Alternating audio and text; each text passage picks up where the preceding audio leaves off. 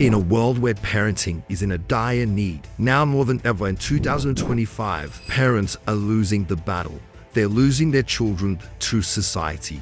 For most people building empires, it demands a lot from you. Something will lack.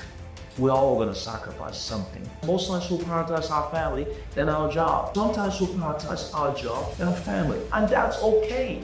We have Collins Mayaki, CEO, who is here to preach, to show, to lead the way for parents to be able to create a life they could never dream of. Stop living paycheck to paycheck and able to teach their children the fundamentals to succeed. And I'm all about risk. I'm all about pushing the boundaries. This is an episode you must watch. So what have you got for me today? It's been an interesting space. We obviously seen a clip on social media that's been going viral, where you talked about private school. So I think this is a very popular topic that's come up. So I just want to go into the whole concept of family being, parents for the people who are watching this. And there's a lot of people who still need a lot of guidance. When we saw what was happening on social media with that clip, you could see a lot of people being inspired, learning things, right? Oh, should I send my children to private school? So as you are a CEO, as you are a mentor, how does one navigate around relationships and being a parent while you are growing your legacy and your empire? That's a really good question. And, before I go into it, I really do want to make it clear to everyone, there is no perfect bullets in terms of how you can go about this. You do this, and it's going to work perfectly well for you. Every single family dynamics varies. It doesn't really mean that if this person does this thing, since it's going to work for everyone else. So it varies with everyone. For example, I was speaking to one of my mentees, and they were talking about, how challenging it is to be able to manage, building their empire and at the same time juggling the family affair. Now, without mentioning any names, like the situation was, he worked full time, in most cases on an average 14 hours per day, 6 days a week.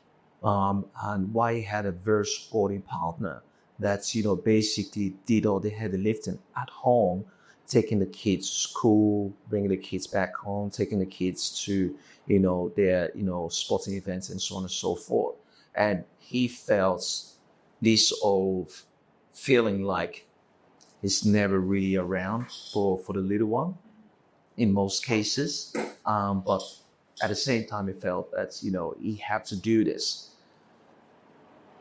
What I got him to understand was, for the events that the little one is going to, the lifestyle that they have, the school, the social events, the travels, and all this requires capital.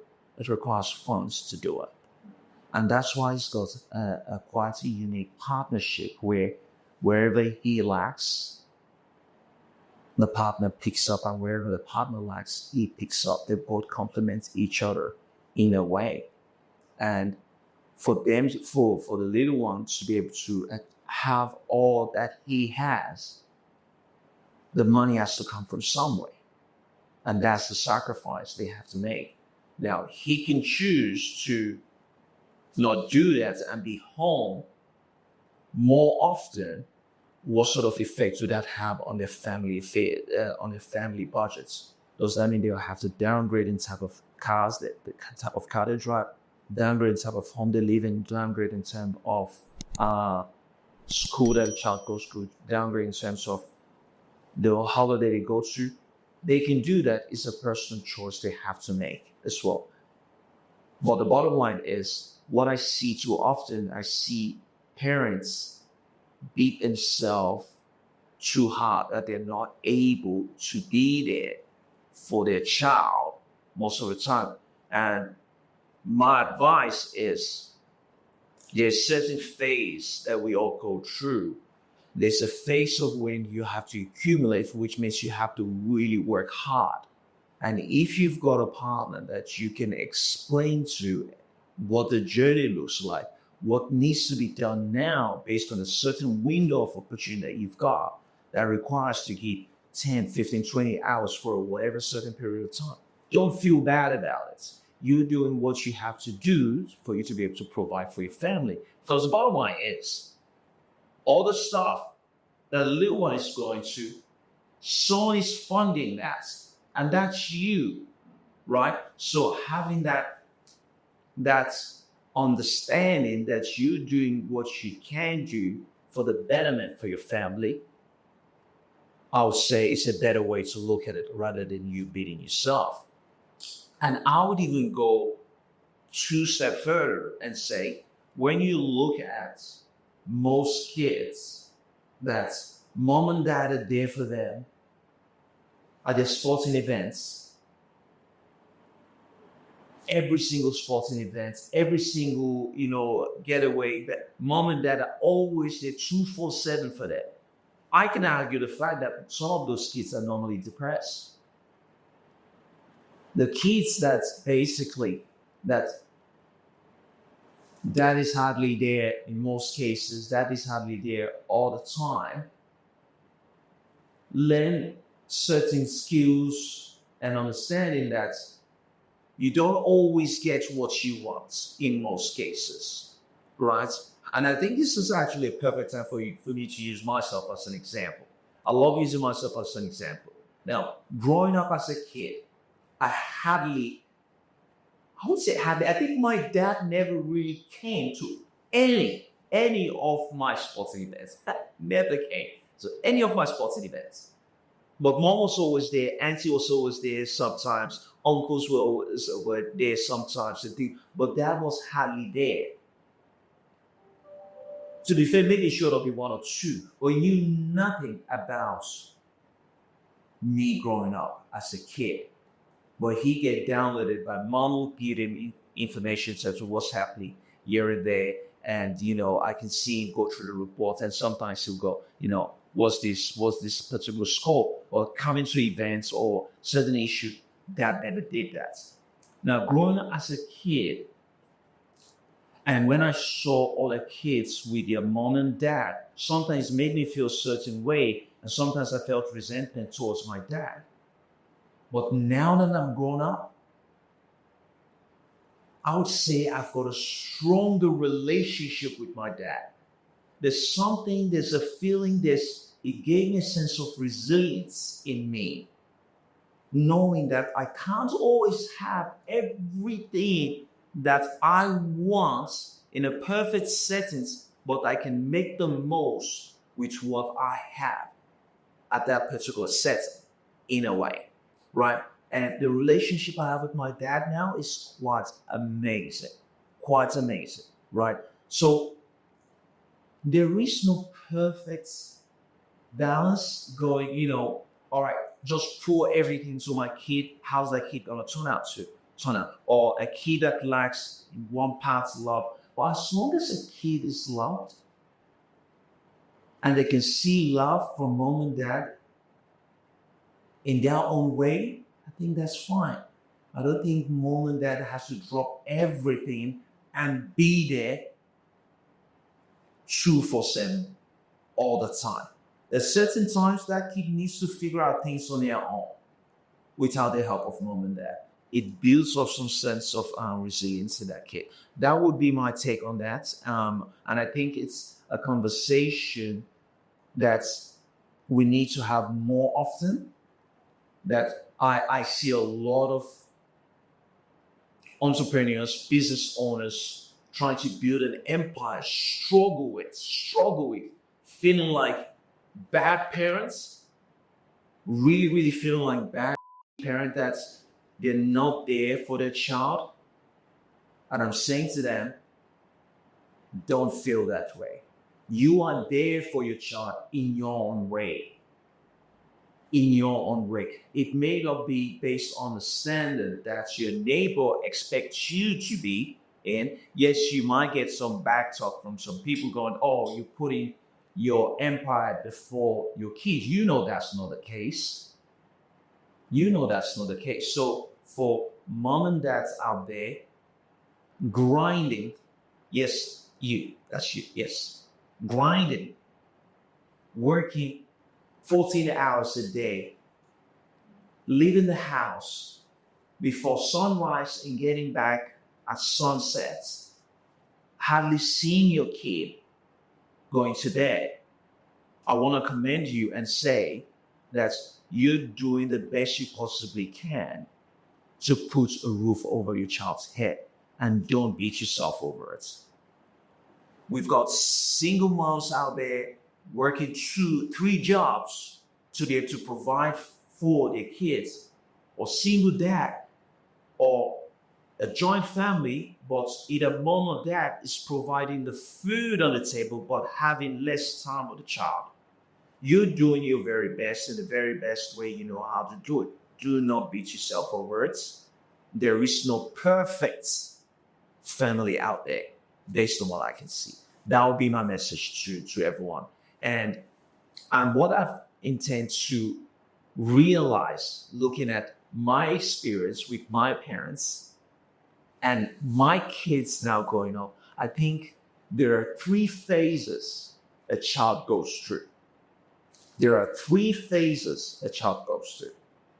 Phase 1. And for most parents out there, it's during that phase where they're so little, your child looks up to you and idolizes you. You know, everything you do, it's like amazing. You're like a hero. Amazing. Now that phase could be from 0 to 6, and it varies with everyone. And the next phase, demonize. Right? The child demonizes you, that everything you're doing is wrong.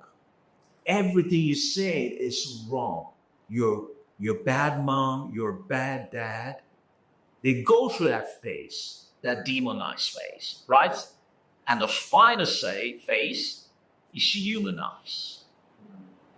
That's when the kid is old enough to realize my mom, my dad is only human, and they did what they had to do based on what they know and based on the information else available to them. I went through this phase myself as a kid. And I can see most of my mentees having the same conversation. And that's why, as we build our empire, we need to be able to study this phase and be aware while this phase is coming through. I remember this conversation and go, yep, I'm going through a phase right now. And be strong with your decision and knowing when to pivot and knowing when to eject yourself in that child to make sure the next phase is good. So that'll be my recommendation and advice to parents out there that are trying to juggle family and also build an empire at the same time. So let's talk about the first phase. That age is from, let's say, 0 to 10, 11, right? Would you say that's one of the most important ages? And then that's where their program gets installed. So how can parents navigate it? Both parents in the house are working. Either the world controls them or they do. If the child is spending more time at school, you know, like you said, that phase is where they're the hero. So how do parents navigate that part? Collins Mayaki is a global mentor and owner of multiple successful businesses. Collins Mayaki is a visionary speaker Dedicated to personal growth and coaching sales teams to enhance company profitability. and family man to the core. He is the owner of multiple successful businesses. His mentoring extends to individuals, aspiring business leaders, guiding them in transforming their ideas into successful ventures. And is dedicated With a focus on both personal and professional growth, driving economic growth through innovative business strategies. Join Collins on this journey to turn aspirations into reality, fostering success worldwide. Let's use mothers, like, for example, mothers are working extremely hard, multiple jobs. And unfortunately, they would put the kid in childcare from day 0 or month 0. Some mothers don't even take 3 months maternity leave because they have to go back to work, right? Right. So that child is back in childcare. And this is quite difficult, most especially for mothers, quite difficult because you've carried this child for 9 months. You connected with this child. It makes me so emotional. I can imagine. I can't imagine, actually. That's the wrong word. I can't imagine, most especially on mothers, to give up their child and go back to work. It kills them. They struggle emotionally, mentally, physically as well. And on top of that, you also get the world, society frowning upon the mothers going, you put work first before your child, right? Now, during those phase, my suggestion would be, well, you're not working 24 hours during the clock. When you're with that child, you want to be with that child because, yes, the earlier stage are quite crucial. That's when you really form the mind. That's when you really start impacting the child to create a certain type of habits with them. And those initial stages are quite crucial. When you're with that child, you basically be with that child, right? And you impact as much as you possibly can. But it can be tricky because as well at the same time, it's easier said than done, right? Because you get mom and dad go out, also fight the world, come back home, they're exhausted, right? Mom and dad are exhausted. They don't have that much time to be able to, spend another 3 hours, intense 3 hours with that child, go through drawing, painting, depending on the phase, the age of the child. But let's say on Sunday, when they're not working, or Saturday when they're not working, often they get one day to themselves.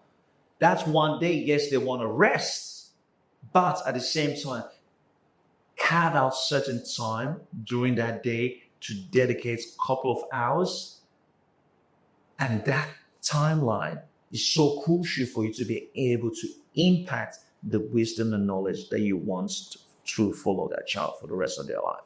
And that's the only way around it because, as you said, when you have a situation where mom and dad are going out grinding, working extremely long hours, it can get very tricky.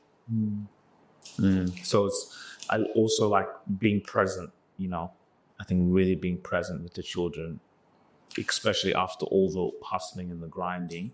I think a lot of people miss that, being really present. Yes, and this is where, as a parent myself, it's easy to say being present. Understand, mom and dad has gone out to work extremely long hours.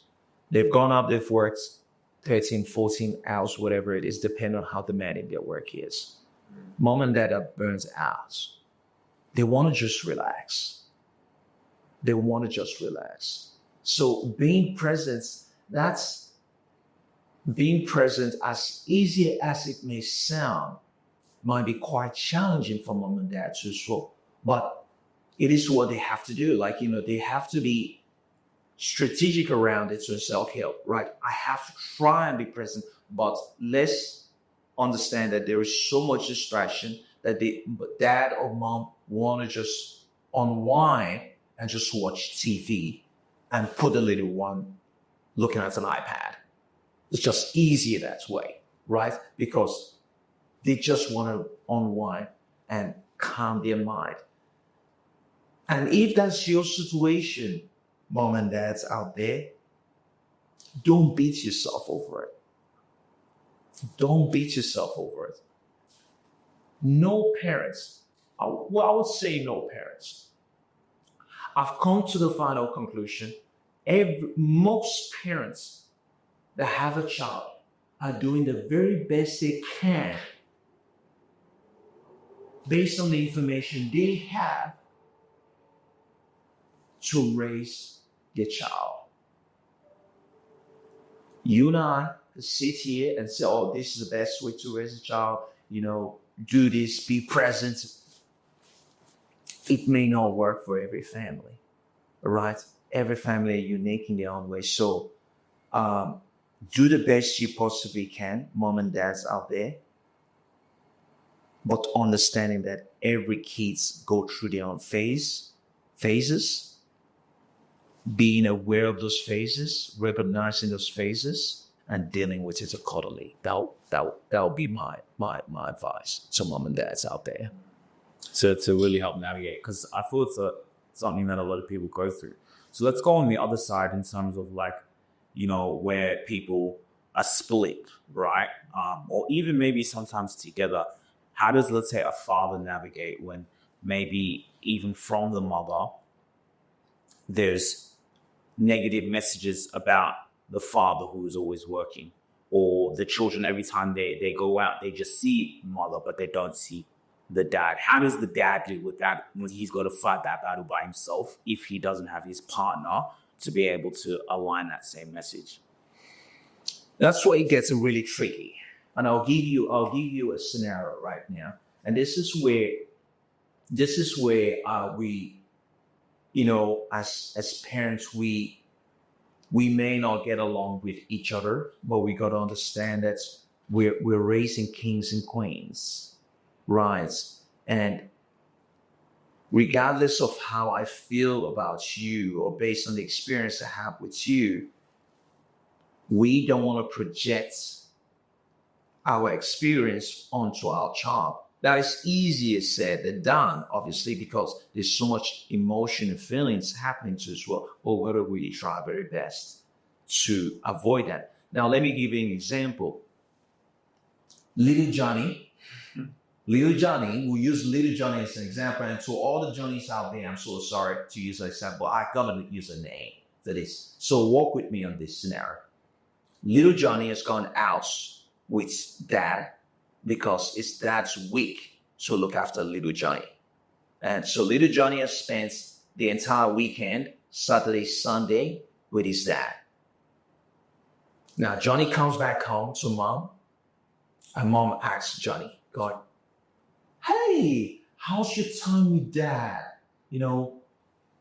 Was everything okay? Did you get fed properly?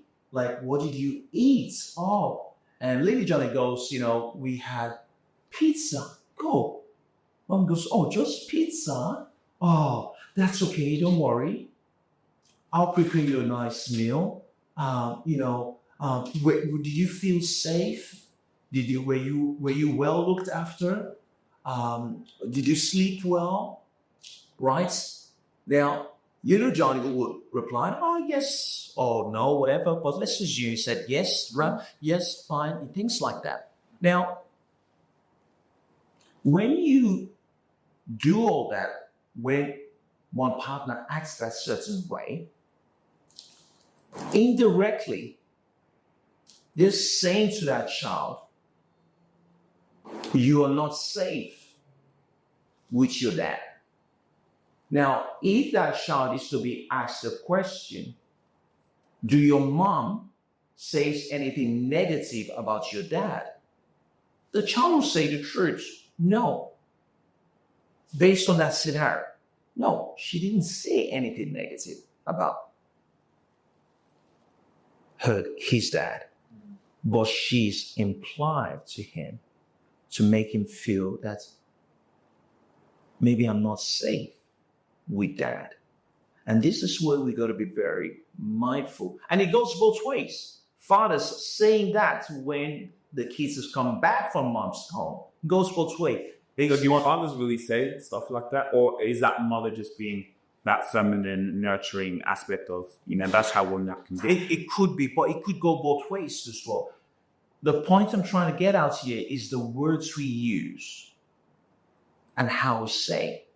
There is no reason why a parent should be saying the word safe, except if there was history behind there, where there was physical abuse or drug use or things like that. Well, if there's none of that, why create or plant that kind of idea of why the child should feel safe or not? You're with your dad.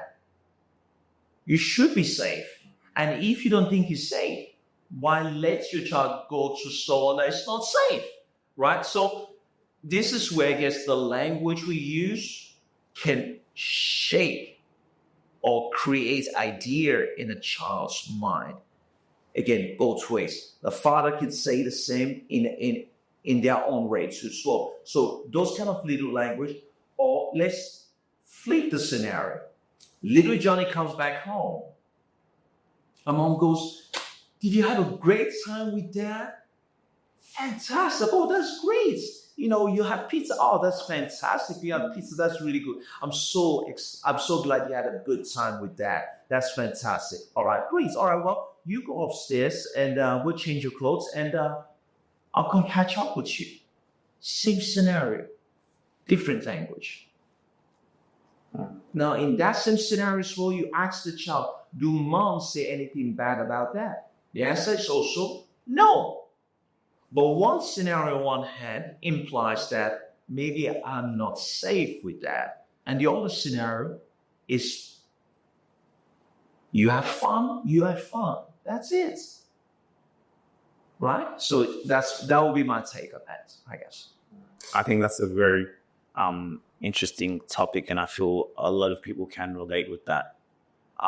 So like, how does one navigate now when the child goes through the demonization phase? And do all children go that? Like I've been in my mind thinking like, I'm gonna be a hero. My children will love me throughout, like, which I know. Can I ask you a personal question? Yeah.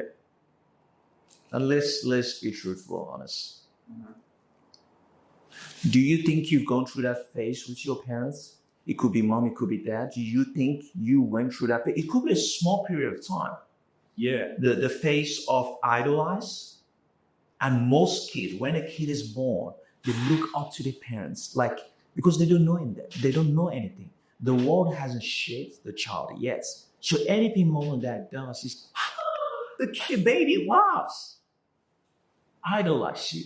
Have you gone through the idolized phase, demonized phase? Or are you still in the demonized phase in one of your parents? And are you in the humanized phase? Do you go through that phase yourself? It's interesting because yes, the first phase. Second phase, I would say in high school, or those ages of high school. Mm-hmm. I didn't even realize until now. I still may go back to that humanized phase. What I will say, the humanized thing expanded like beyond belief by having a podcast, because that's when I really saw things that I'd never seen before, because we're doing exactly what we're doing now. So the humanized phase came strong, but I'll still go back into that demonization phase subconsciously. So I think that's really powerful. I didn't even, you actually made me think, wow, we still even can revert back to that demonization phase as children. Absolutely. So now how does the parent, how would you navigate that if I'm your child? Well, it depends on the relationship. Well, as a parent, I think that's why I said we need to have this conversation more often. And now that I've been able to put a word on those phases, parents out there, yes, you parents out there can now start identifying these phases and be aware of it. Now, this is where sometimes you got to step back as parents and let the child flow, go through those phases. Those phases, and as much as parents, we do not want our child to demonize us. Sometimes they have to go through those phases. Sometimes some kids never come off the demonized phases. They never forgive their parents based on whatever they feel betrayed in whatever phase, whatever, right? But understanding is the same concept I take. Understanding that you cannot control everything. You can only control yourself, but trying to control your child, most especially when they get to a phase where they can make their own decisions, is practically almost impossible. So don't beat yourself over it, I would say. Let them go through that phase, right? And you do your very best to get them to see and understand that you're only human. No parents out there is perfect.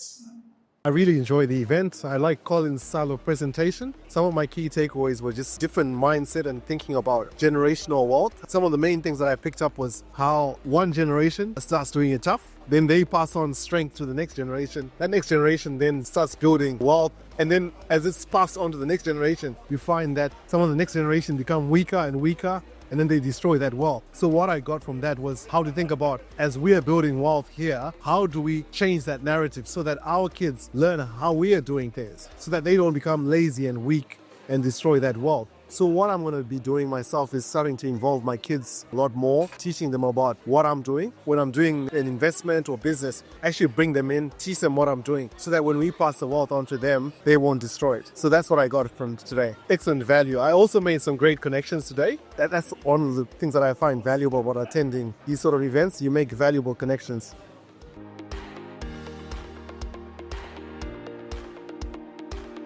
You can get parents that says to the child, I love you every single day. And that child could soon grow up to resent them. And you go, where did I go wrong here? Right? So it depends. So does that mean we should all go out and start telling our children, I love you, I love you? Yes, of course, you got to remind your kids that you love them. Right? I think it's important that your kids know that you love them. I think it's important that your kids understand that mom and dad's home is their home. It's not mom and dad's home. It's your home. You will always have a home here. Now, speaking of you always have a home here, now this is where I'm going to get a little bit traditional. I know in the Western world it's quite common. People say that, when you hit 18, you're out of here. From where I was brought up, the way I grew up, the family home is always your home. The family home is always your home. There's no such thing as you hit the age of 18, you're out of here. No. In most cases, the only time you should be leaving home is when you decide to go start up your own family. But the family home is your home. And that's the same I would love to pass on to my own kids, reminding them that my home is your home. Even if they don't believe it, based on this association that they might, hang out with. But I love that idea. It gives them that understanding that you can take on the world, go out to the world. You can fail as much as you can. There's always a place here for you. You can go mess up, make all the mistakes, lose everything you've got. You will always have a home to come back to. I like that concept. It gives us the ability to take risk. And I'm all about risk. I'm all about pushing the boundaries. I'm all about testing new things without having much certainty if it's gonna, succeed or not, or at least a try. And now I'm in this phase where sometimes you go, if I do this, I lose everything. Now imagine it. If your kid knows that if they lose everything, they've got a roof over their head, they could decide to take more risk that could work in their favor, and then they win big, and that helps the family legacy too. So yes, I'm really big on that. I love that idea, and I think it's an idea that parents should try and see how that goes. And so I really want to go back to the hero phase. How do you feel a parent can stay in that hero phase for a long time? Does that come with who they become as a father or mother? Like I always feel like I want to be hero to my child. And my child sees me conquer the world. It's like, because I see it sometimes, I see it within great people. They'll always talk about their parents. Like, I see, for example, Donald Trump, always talked highly, who knows what could have happened within those ages. But why did they talk so highly? Because of from what they saw in the home, what they saw in, out in the world. I see that, one of our clients, lawyer, I can see it in the child. Of course, I see it on face, but that really plays in the mind. because of the accomplishment and the hard work and, all of that. So, yeah, how does one get to that point? Are you fortunate enough to get to that point just a little bit before you have the child, or you have the child and then those 3-4 years maybe you just and you become that, let's say, for example, a man, you become that hero, you become that masculine essence where you've achieved so much in your realm and you are that, huge figure. So, yeah. Majority of the time, everyone starts off in that hero phase. And, when I use myself as an example, all my kids started off in that hero phase, right? And the hero phase is so amazing. Once you have a child, and, you look at that big googly eyes of their eyes, they look up to you and you can just see them. You can feel it. That this kid admires you so much. Now, every parent would love to freeze that moment in time. Every parent would love to freeze that moment in time and hold on to that moment and hope that they will forever see you as their hero. Forever see you as the hero. I want that for all my kids, to forever see me as their hero. But if I'm to be honest, not all my kids now sees me as a hero, right? If I'm to be honest about it, right? But if I'm to use myself as an example, based on the relationship I have with my parents, I went through all the 3 phases. Now I'm back to phase 1, most especially with my father. I now see my father as a hero. I started off seeing my dad as a hero as a child. Then I demonized him. Then I humanized him. Went back with the demonized, humanized, played in those 2 phases for a long period of time. Demonized, humanized, demonized, humanized, demonized, humanized him. Now I'm back to the first phase. And I've been in this first phase, in this space now for a long period of time. My father is truly my hero. All that I am today is because of my father. And it's literally making me so emotional right now. Getting to be able to see those phases, how it's played out. And how I see my dad now. As much as I went through dramatic phases, I think those dramatic phases shaped me in a way, preparing me for these very minutes, this very day, for the person I am today. Way important that I had to go through those phases. Right. Based on the relationship I have with my dad, I'll say my dad has won that game of parenthood, regardless of whatever happened in the past. He's won because he is definitely my hero. So for parents out there, every single one of us, we want to stay in the phase 1, the hero phase. Everyone wants to be a hero. If you feel your kid doesn't see you as a hero right now, that's okay. That's okay. I personally am going through that phase through as well with my kids. Acknowledge the phase. Be there for them when they need you. Do your very best that you can, like you are doing. I don't need to tell you that. Every parent out there are doing their very best. And hopefully one day, they will humanize you, understanding you're human. And hopefully, our greatest wish, you'll become the hero once again. Meeting Collins has been very interesting and life-changing for me. Immediately he spoke, my spirit resonated with his. Within a short period of time, I've learned about generational wealth and how to structure your wealth so that even when you are not there, your family, your kids, your lineage will still have to carry on with those wealth that you bear amassed. He's very passionate about his speaking and his wisdom, transferring it to people. It's made me realize that we are not just here to live, we have to leave a positive legacy for our children, for our generation, so that when we leave here, we've got to be remembered for something. I'm really grateful that I met someone like him, and I just hope he mentors me through this journey. And one day I can actually be bold enough to speak like him. It's much confidence and passion about giving back to the community, like he always says.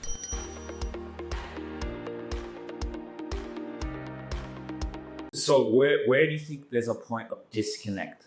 So what I mean by that is, like, for example, you said, right now you maybe got through that, but is that a natural thing, or there's usually a point of disconnect? Something happens, let's say with your father, did something would have happened for you to now go into the demonization phase, right? Like, is there a point of disconnect, that happens where it triggers the demonization phase from a child? I would say, if I'm to use because I can't speak on behalf of my kids, I don't know exactly at what points when they decided to demonize, right? But let's use my experience. It's a multitude of things. There's no one particular thing that got to that. It's a multitude of things, not, for example, I said not showing up to any events, and, I saw parents, mom and dad did, then, it started giving me that feeling, oh, my dad is not here. Or kids make a joke, oh, never see your dad. Do you even have a dad? Then it adds onto the list. Or let's say, dad comes home one day and yells at you, blah, blah, blah. It adds onto it.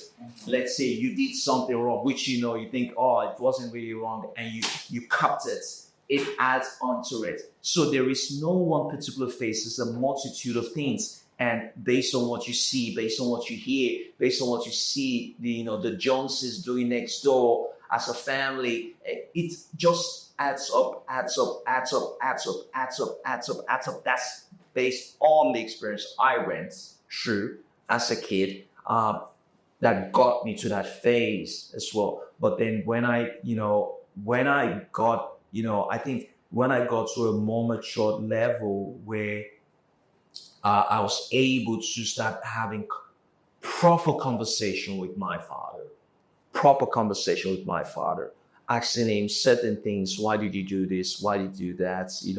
Having real conversation with an open mind without being judgmental. Even the whole reason why we even came to Australia in the first place. Having that conversation around that too as well, and him explaining all that to us, then things started clicking. I was able to rationalize things in a more adult way rather than in the face of a kid. Then that's when I really started humanizing, going, okay. There's so certain things he said I disagreed with, but then I had to understand that it was a whole different era back then, based on the information he had and based on the resources that were available to him. That made him make the decision he had to make at that point in time, right? So yeah, that's basically the experience, that I went through personally myself. I think this is such a powerful topic that so many people can relate with. So if I was one of your mentees in your program, and being in your program, I don't have children. What advice would you give me going into parenthood and running a business? I would say, remember those 3 phases. There's a very, very high probability that it will happen to you, because for most people building empires, as you know, it demands a lot from you. If you are truly building empires. Let's don't sugarcoat it here. Something will lack. Something will be sacrificed. Something will be sacrificed. Personally, myself, I don't believe in a perfect work-life balance.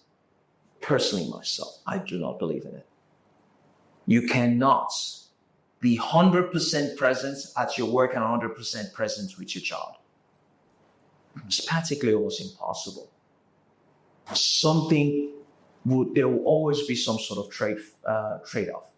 As long as you're aware, don't be naive, be aware, okay, what am I sacrificing today to do this? is to sacrifice worth the gain. Constantly constantly measuring, and having that open dialogue with your family. Wife having conversation with husband having conversation with wife, whoever is the main breadwinner, whoever is hardly around, having that open dialogue, saying, reconfirming what the agenda is as a family.